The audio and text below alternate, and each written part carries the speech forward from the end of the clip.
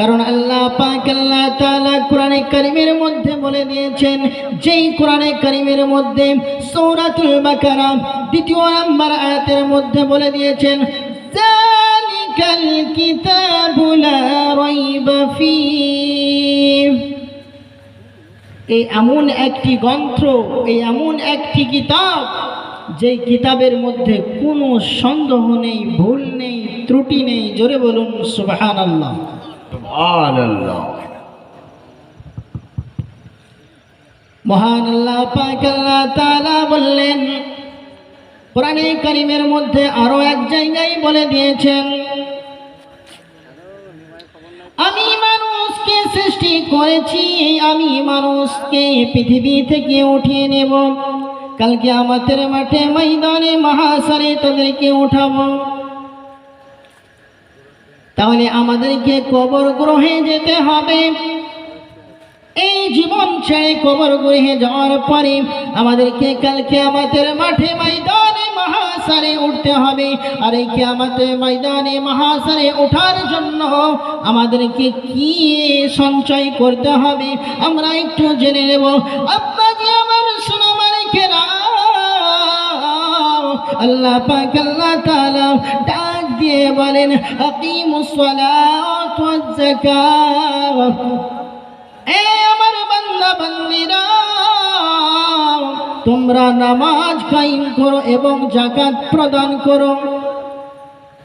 এগুলা তো পরে, আমরা সকলে ইসলামের ভিতরে অংশগ্রহণ করে আছি, ঠিক কি না? ইসলাম আমাদেরকে কোনো জিনিস চাপিয়ে দেননি। ইসলাম আমাদেরকে কোনো জিনিস ভারপ্রাপ্তভাবে ভারীভাবে মাথায় চাপিয়ে দেননি। বলে কেমন কথা? সকলে মুসলমান হয়ে জন্মগ্রহণ করেছি, মুসলমান হয়ে জন্মগ্রহণ করলে মুসলমান হওয়া যায় না, মুমিন হওয়া যায় না। তাহলে আমাদেরকে কি করতে হবে? রাসূল পাক সাল্লাল্লাহু তাআলা আলাইহি ওয়াসাল্লাম কে জিজ্ঞাসা করলেন সাহাবায়ে কিরামগণেরা, ইয়া রাসূলুল্লাহ, নবী গো, ইসলামে সম্পূর্ণ পরিপূর্ণ হয়ে থাকার অধিক কিছু উপায় বলুন।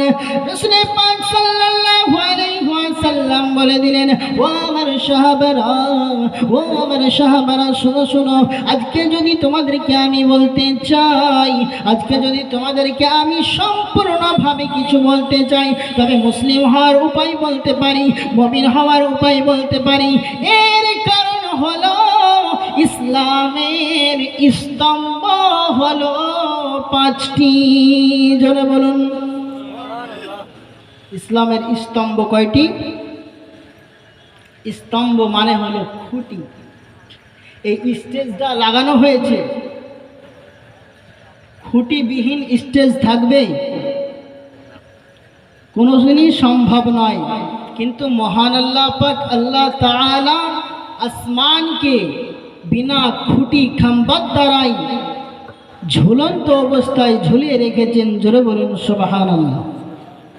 এবং জমিনকে বিছানা স্বরূপ বিছিয়ে রেখেছেন। জোরে বলুন সুবহানাল্লাহ।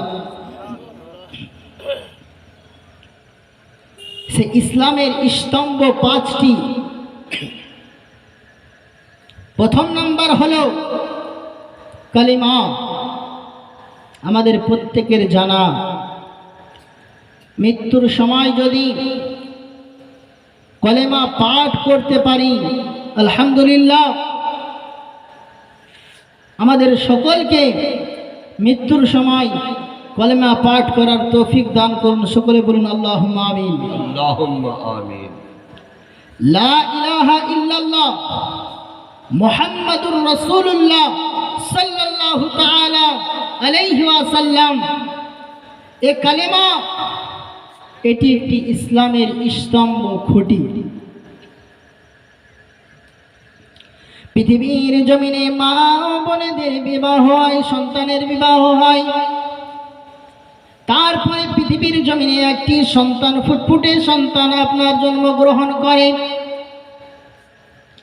এই সন্তানকে নিয়ে কত আনন্দ, কত খুশি, কত মজা করা যায়। কেউ সন্তানের জন্য আকিকা দিয়ে গরু কেটে গ্রামের লোককে ডেকে খাওয়ায়, আর কেউ সন্তানের জন্য দিন ইসলামের খাতিরে কিছু দান করে থাকেন। এই সন্তান আজ আপনি বৃদ্ধ হয়ে যাবেন, এই যে সন্তান জন্ম নিল, এই সন্তান আপনার সাহারা হবে না। এই সন্তান কি মুসলমান ঘরে জন্ম নেওয়ার পরে মুসলমান হয়েছে? আমরা সকলেই জানি মুসলমান হয়েছে, কিন্তু মুসলমান হওয়ার পরে কিছু যে কর্মসূচি আছে, সেই কর্মগুলো করতে হবে আমাদেরকে, সেগুলোও তো দরকার। আজ দেখুন,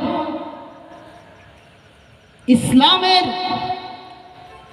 হাদিস ও কোরআনের আলোকে বক্তব্য দেওয়ার জন্য অবশ্যই শুনেছেন মুফতি সলমান আজহারিকে হেরাসতে নিয়েছেন, গ্রেফতার করেছেন। আল্লাহু আকবার কবিরা। এ সলমান আজহারি যেই দিন থেকে হেরাসতে নিয়েছেন, সেই দিন থেকে রোজা রাখতেছেন, আর চলাফেরার কারণে হাঁটতে না পারায় তিনার শরীর অসুস্থ হয়েছেন। তিনার জন্য সকলে দোয়া করবেন, সকলে বলুন আল্লাহুম্মা আমিন। আল্লাহুম্মা আমিন। ব্রাদার মিল্লাতে ইসলামিয়া, ওই সন্তানকে আপনি যখন জন্মগ্রহণ করবেন, আল্লাহ পাক রব্বুল আলামিন পৃথিবীর বুকে পাঠাবেন। পাঠানোর পর ওই সন্তানকে আপনি গানের আড্ডাই দেবেন না, জোয়ার আড্ডাই দেবেন না, তাসের আড্ডাই দেবেন না। কোথায় দিবেন? সর্বপ্রথম ওই সন্তানকে আপনি শিক্ষা দিন। কি শিক্ষা দিন? রসুলের মহাব্বতটা শিক্ষা দিন। রসুলের মহাব্বতটা শিক্ষা দিন ওই সন্তানকে, সন্তান লাভবান হবে। তারপরে তালিম দিন। তালিম যেটি ইসলামিক শিক্ষা, এই ইসলামিক শিক্ষা গ্রহণ করান। কালিমার পর ইসলামের দ্বিতীয় স্তম্ভ হল নামাজ। ইসলামের দ্বিতীয় স্তম্ভ নামাজ। এই নামাজকে আল্লাহ পাক রব্বুল আলামিন এত গুরুত্ব দিয়েছেন। এ নামাজ কোথা থেকে এসেছেন? এ নামাজ কি রূপে এসেছেন? একটু ভাবুন। আমি বলতেছি, আপনারা মনোযোগ সহকারে শুনুন। হাদিস ও কোরআনের আলোকে আপনারা যদি শুনে আমল করতে পারেন, আলহামদুলিল্লাহ, আল্লাহ পাক রব্বুল আলামিন আমাদের সকলকে আমল করার তৌফিক দান করুন। সকলে বলুন আল্লাহুম্মা আমিন। আল্লাহুম্মা আমিন। মহান আল্লাহ পাক আল্লাহ তাআলা কোরআনে কারীমের মধ্যে বলে দিয়েছেন, ওয়াকিমুস সালাহ ওয়া আতুজ যাকাত। এই আমার বান্দা বান্দীরা, তোমরা নামাজ কায়েম করো এবং হজ আর যাকাত দাও। এবং এই সালাতটাকে, এই নামাজটাকে ইসলামের স্তম্ভ বলে গণ্য করা হয়েছে। তাহলে নামাজের গুরুত্ব কতটা হতে পারে? নামাজের গুরুত্ব কতটা হতে পারে মুসলমান বাবজি আমার? আজকে আপনাদের গ্রামে আমি দেখলাম মাগরিবের নামাজ পড়াতে গিয়ে 5 থেকে 7 জন মুসল্লি, তার বেশি নয়। এটা কি সম্ভব? আজকে এত বড় মসজিদ তৈরি করেছেন। আজকে এত বড় মসজিদ তৈরি করার পরে আপনি যদি মসজিদে না যান, আপনি যদি দিন ইসলামের খিদমত করতে না পারেন, তাহলে আপনার মসজিদ তৈরি করে কি ফায়দা হলো? নামাজ পড়তে হবে আমাদেরকে। প্রত্যেকটি মুসলমান নর ও নারীর প্রতি নামাজ ফরজ রয়েছে। এই বাবারে আমার, একটি কথা মনোযোগ সহকারে শুনুন। এই নামাজ কোথা থেকে এসেছিল? আমার নবী আপনার নবী জনাবে মুহাম্মদুর রাসূলুল্লাহ সাল্লাল্লাহু তাআলা আলাইহি ওয়াসাল্লাম মেরাজ শরীফে যাওয়ার সময় জিবরিল আমিনের সঙ্গে আমার নবী আপনার নবী জনাবে মুহাম্মদুর রাসূলুল্লাহ সাল্লাল্লাহু তাআলা আলাইহি ওয়াসাল্লাম মেরাজ শরীফে গমন করে দিলেন। তারপরে মসজিদে নববী মসজিদুল হারাম থেকে নিয়ে মসজিদুল আকসা পর্যন্ত গমন করার পরে মসজিদুল আকসায় 1,00,000 মতান্তরে 2,24,000 পয়গম্বরকে নিয়ে নামাজ আদায় করেছেন। তারপরে মেরাজে রওনা দিলেন। সুবহানাল্লাহ সুবহানাল্লাহ 1,00,000 মতান্তরে 2,24,000 পয়গম্বরকে নিয়ে একসঙ্গে আমার নবী আপনার নবী নামাজ আদায় করেছেন।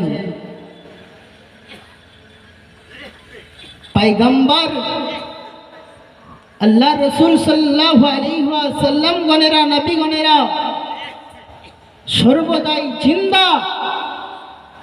এখন কিছু মানুষ বলছে যে একবার মরে গেলে আর কিভাবে উঠতে পারে, ঠিক কি না?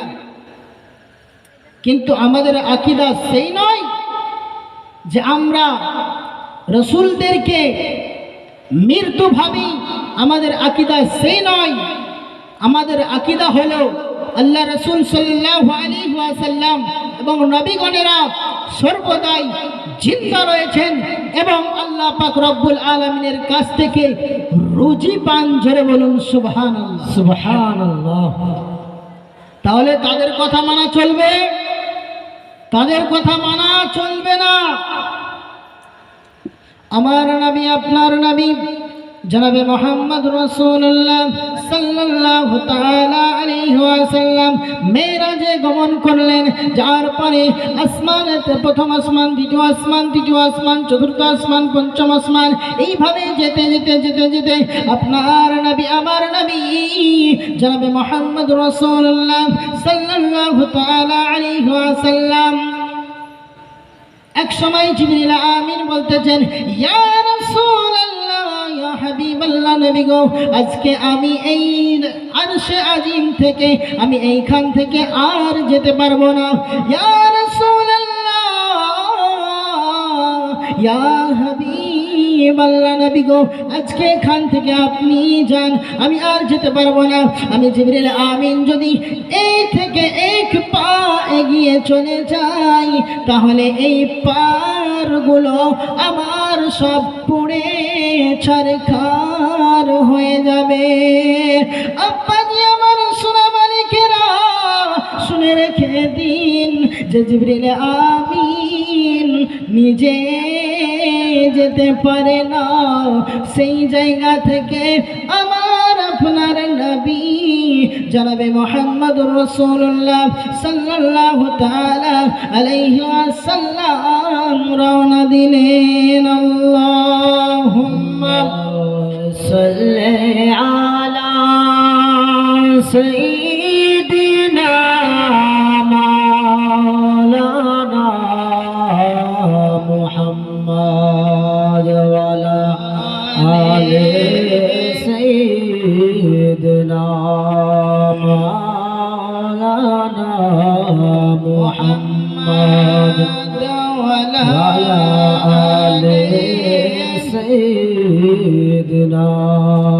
মাওলানা মুহাম্মদ। জবান से निकालो पाक नबी मुहम्मद, हरदम जबान से निकालो सफीना मुहम्मद।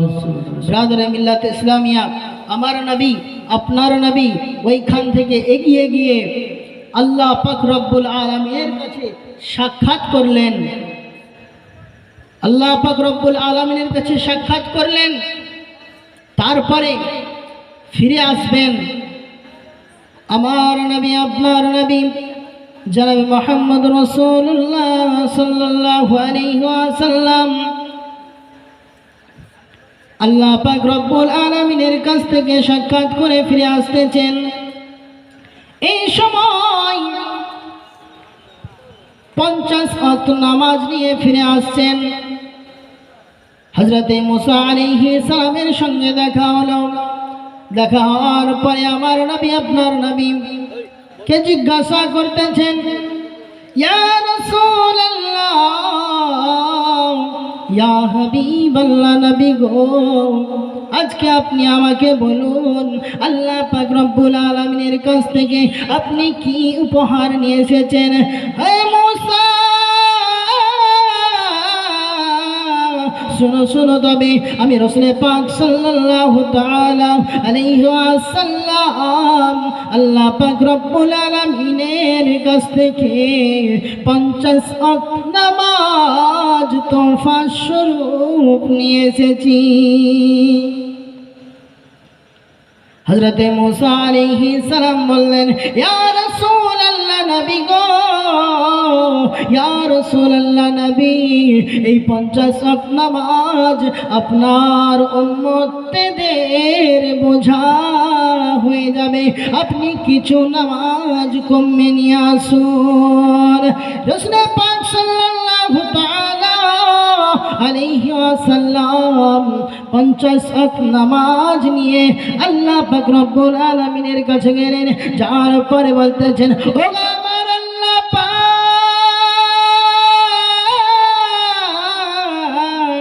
আল্লাহ তাআলা আমার উম্মতদের এই মধ্যে 50 ওয়াক্ত নামাজ বড় ভারী হয়ে যাবে, তাই আজকে আমাকে কিছু নামাজ কমিয়ে দিন।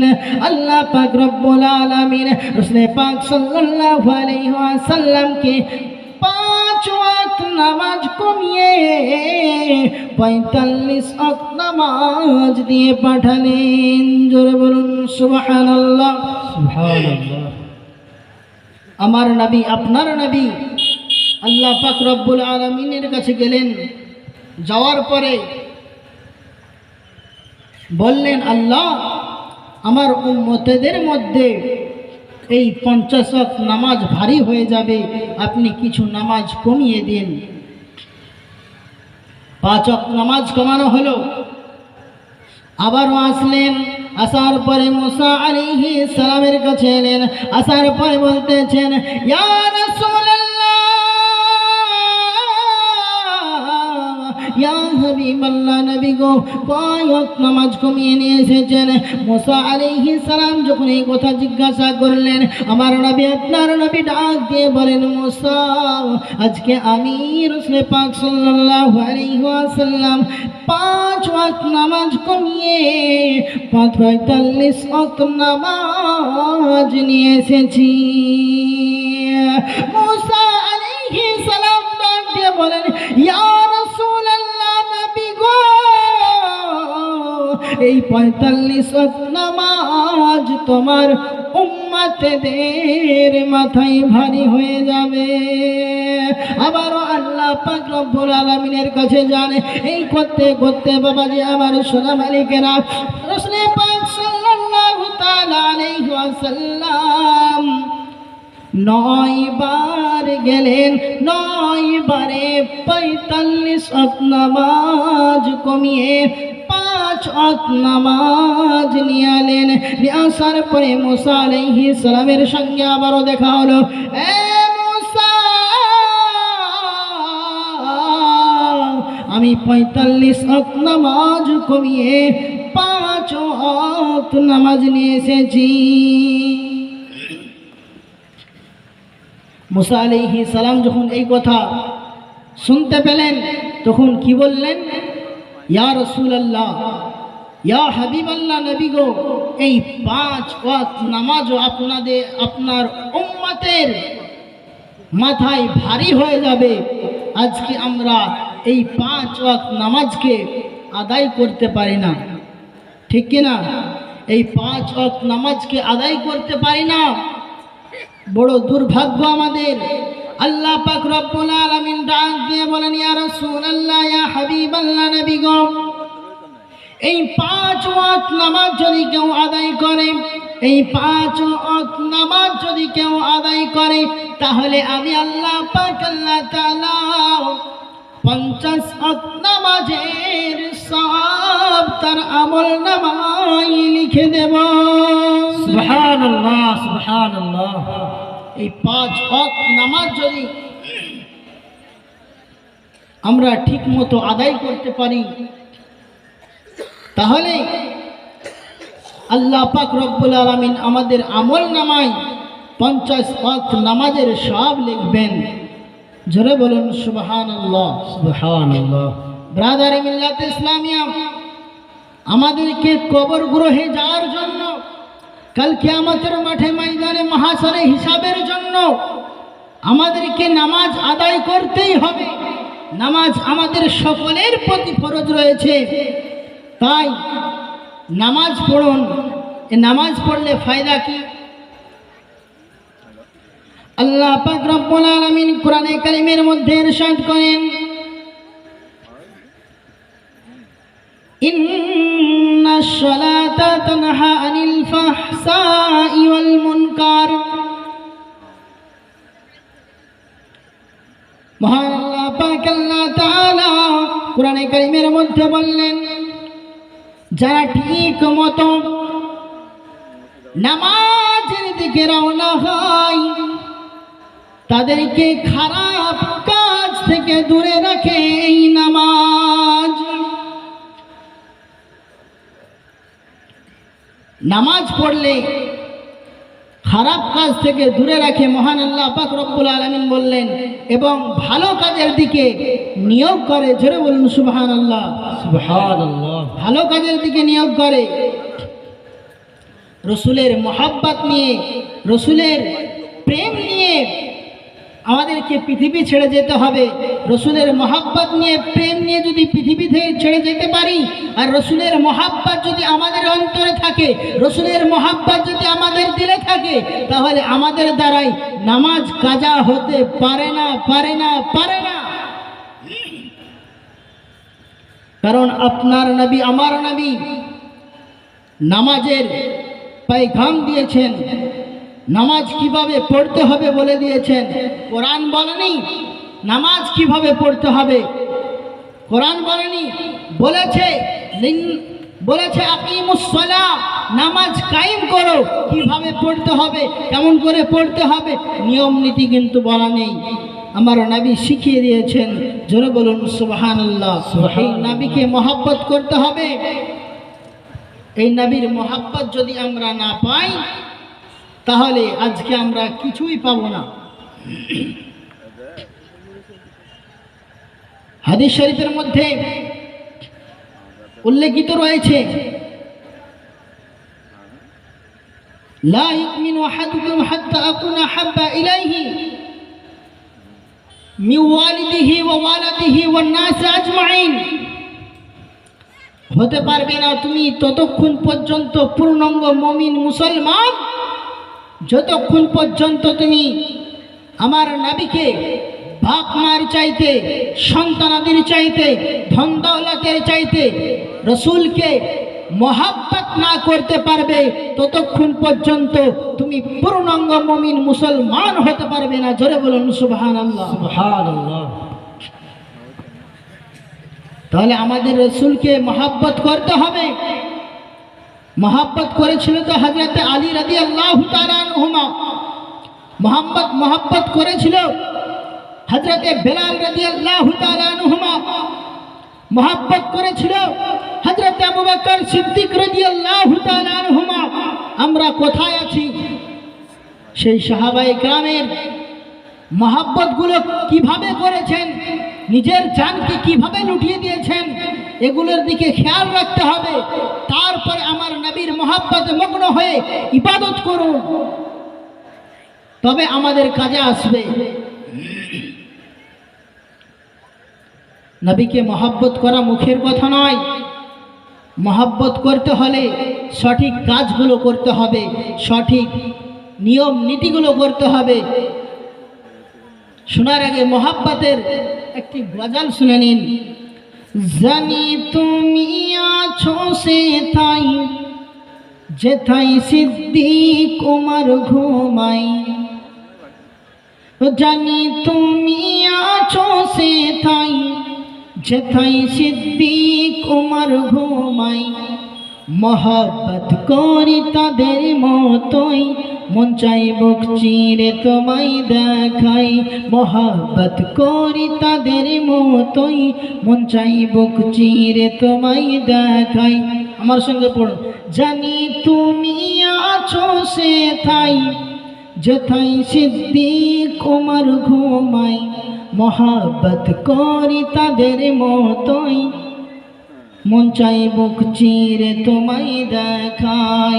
হাবিবি ইয়া রাসূলুল্লাহ, হাবিবি ইয়া রাসূলুল্লাহ, হাবিবি ইয়া রাসূলুল্লাহ, হাবিবি ইয়া রাসূলুল্লাহ। কবরের অন্ধকারে জানি না থাকবো যে কি করে, কবরের অন্ধকারে জানি না থাকবো যে কি করে, রাখবে কি তোমার কদমে হাবিবি ইয়া রাসূলুল্লাহ, হাবিবি ইয়া রাসূলুল্লাহ, হাবিবি ইয়া রাসূলুল্লাহ, হাবিবি ইয়া রাসূলুল্লাহ, হাবিবি ইয়া রাসূলুল্লাহ। জানি তুমি আছো সেথাই যেথাই সিদ্দিক ওমর ঘুমাই, মহব্বত করি তাদের মতোই মন চাই বুক চিরে তোমায় দেখাই। কি গো আপনাদের গজলের প্রতি মহব্বত নেই? রাসূল পাক সাল্লাল্লাহু আলাইহি ওয়াসাল্লামের শানে যখন গজল পড়া যায় দিলকে নরম করে দিয়ে শুনুন, ফায়দা পাবেন। গজলের মধ্যে বলছেন নারায়ে তাকবীর আল্লাহু আকবার, নারায়ে রিসালাত ইয়া রাসূলুল্লাহ, নারায়ে তাকবীর আল্লাহু আকবার, নারায়ে রিসালাত ইয়া রাসূলুল্লাহ। দেখা দাও ওগো ওগো নবীজি তোমারি দিদারের আশায় মোরা আছি। আমরা রাসূল পাক সাল্লাল্লাহু আলাইহি ওয়াসাল্লামের দিদারের আশায় আছি কি না? জি। তাই কবি বলছেন দেখা দাও ওগো ওগো নবীজি তোমারি দিদারের আশায় মোরা আছি, লড়ব মরব দেখব পয়গম্বর, নারায়ে তাকবীর আল্লাহু আকবার, জোরে সোরে নারায়ে তাকবীর আল্লাহু আকবার, নারায়ে রিসালাত ইয়া রাসূলুল্লাহ। লাগবে লাগুক তীর তলোয়ার আঘাত, তারপরেও থাকবে নবীজির রিসালাত। লাগবে লাগুক তীর তলোয়ার আঘাত, তারপরেও থাকবে নবীজির রিসালাত। সুবহানাল্লাহ, সুবহানাল্লাহ। নবীজির রিসালাত থাকবে, আছে। সর্বদাই আমাদেরকে ভাবতে হবে নবীর মহব্বত কোথায় পাবো। মহব্বত কেমন করবেন? আর যদি নবীর মহব্বত নিয়ে আমি কবর গ্রহে যেতে পারি, মুনকার নাকির ফেরেশতা আসার পরে আমাদেরকে যেই প্রশ্ন করবে সেগুলোর উত্তর দিতে পারবো। আর যখন আপনি মরে যান আপনার দুনিয়াতে কেউ থাকবে না, আপনার দুনিয়ার বুকে মা বাবা ভাই বোন সন্তান আদি কেউ থাকবে না। আপনি যখন মরে যাবেন আপনার নাম যে আব্দুর রহমান, আপনার নাম যে আব্দুল গফফার, এই নামটাও মুছে যাবে। যদি বলবেন কেমন করে, আপনি যখন মারা যাবেন, মারা যাওয়ার পরে আপনার নাম আর আব্দুর রহমান মারা গিয়েছে বলে ডাকবে না, বলে লাশটাকে ধুয়ে দে, লাশটাকে তাড়াতাড়ি করে কাফন পরিয়ে কবর গৃহে রেখে আয়। আর কেউ রাখতে চাইবে না, মরে গেলে আর কেউ রাখতে চাইবে না। তাহলে এই দিক থেকে আমাদেরকে সতর্ক থাকতে হবে। টাকা আমার, বাড়ি আমার, ঘর আমার, কিচ্ছু না, কিচ্ছু আমার নয়। আমার করে যে আপনি উতলে উঠেছেন, লাফিয়ে উঠেছেন, আপনার কিচ্ছু নেই। চোখটা বন্ধ হলে আপনার আর কিচ্ছু নেই। আপনার ছেলে আপনাকে ভুলে যাবে, আপনার মেয়ে আপনার ভুলে যাবে, আপনার স্ত্রী আপনাকে ভুলে যাবে। তবে চলুন সেই পরিস্থিতিটা আমরা নিই। সেই পরিস্থিতি কিভাবে নিব? আজকে যখন আপনি মারা যাবেন, মারা যাওয়ার পরে আপনাকে কবর গৃহে রাখা আসবে। আপনার ছেলে খাটনির পায়ে ধরবে, আপনার ভাই খাটনির পায়ে ধরবে, আপনার জামাই খাটনির পায়ে ধরবে। এই করে চারজনে মিলে আপনাকে, সকলে মিলে আপনাকে কবর গৃহে রেখে আসবে। কবর গৃহে রেখে আসার পরে আপনার কি অবস্থা হতে পারে, আপনার কি অবস্থা হতে পারে একটু ভেবে দেখে নিন। আপনি আজকে রাত্রে শোয়ার পরে চিন্তা করতে থাকবেন, চোখটি বন্ধ করবেন, করার পরে কবর দিকে ধ্যান দিবেন। ধ্যান দেওয়ার পরে বলবেন, আমি কবরে যদি শুয়ে পড়ি তাহলে আমাকে ডাকার মতো নবী ছাড়া আর কেউ থাকবে না।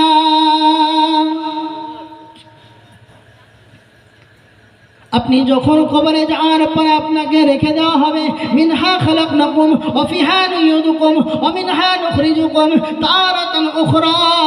এই দোয়াটি পাঠ করে যখন আপনাকে মাটি দেওয়া হবে, আপনার আর কিচ্ছু থাকবে না।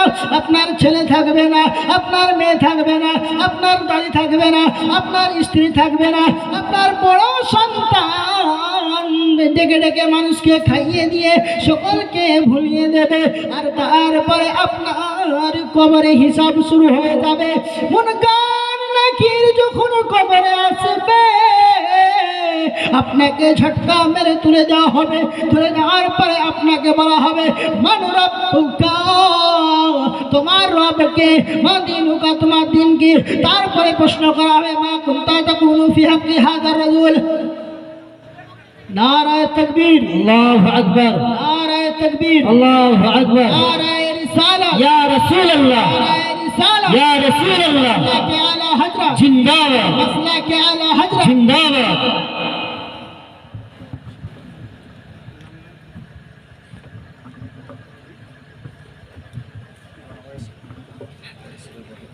मौलाना वाइस रजा कदरी साहब जिंदाबाद, मौलाना वाइस रजा कदरी साहब जिंदाबाद। नाराए तकबीर, अल्लाहु अकबर, नाराए रिसाला। या রাসূলুল্লাহ।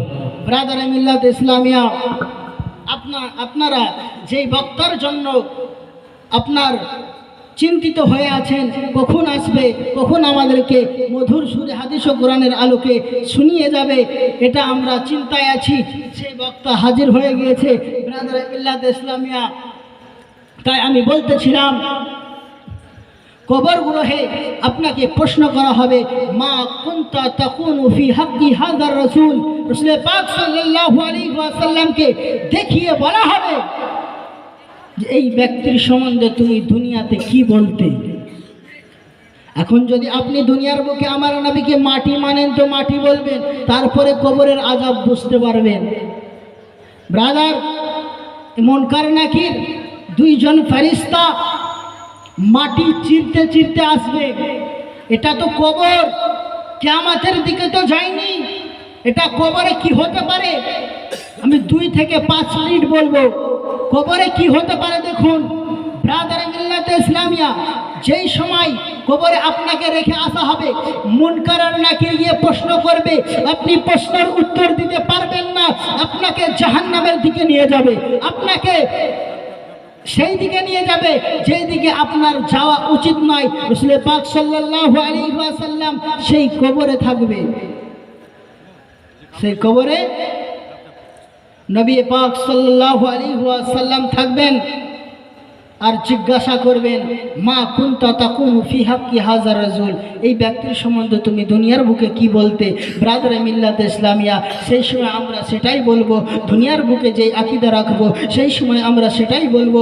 দুনিয়ার বুকে যেই মহাব্বত রাখবো, তারপরে আপনার কবরে এমন অবস্থা হয়ে যাবে যখন আপনার মন কারণা করে চলে যাবে, প্রশ্ন করার পরে আপনি যদি প্রশ্ন উত্তর না দিতে পারেন, আপনার কাছে একটি হাতুড় থাকবে, সেই হাতুড় দিয়ে আপনাকে মারা হবে। মারার পরে আপনি 70 গজ নিচে ঢুকে যাবেন, যাওয়ার পরে আপনাকে আবার উঠানো হবে। এইভাবে যখন আপনাকে আযাব দেওয়া হবে, এটা তো মুনকার নাকিরের আযাব হয়ে গেল।